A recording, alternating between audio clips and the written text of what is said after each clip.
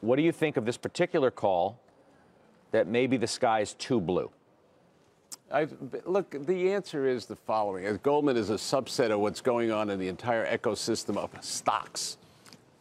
And after the election, capitalism beat out socialism as a way to, and that's good for people that want to have assets protected under the rule of law. And now we're putting back innovation and creativity. Goldman is terrific at that. Secondly, the notion of the whole notion of fiscal stimulation to augment monetary policy, which is slowing down.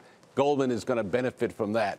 In addition to that, corporate lovemaking, Goldman will benefit from that. In addition to that, tax reduction, reg reforms, individual taxes coming lower, corporate taxes coming lower with a lot of little details in between. I don't see any reason to not think it'll do quite well over the next 5 years. Now, whether they did it on price, I don't know. The answer is I bought Goldman when it was selling below a tangible book.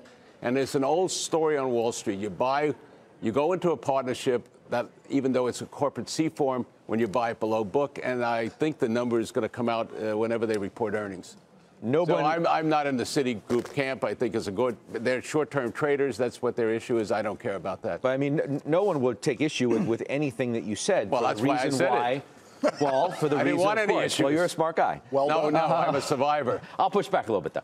But I mean, everything you lay out makes perfect sense as to why the financials have ripped. And I read the numbers every day, and I'm going to read them again because they're simply astounding with the gains that you've had from the election day until now. Goldman's up 32%. Citi's up 21. Morgan Stanley 25.5. JP Morgan's 23. B of A's 33. The XLF in general, the ETF is up 17.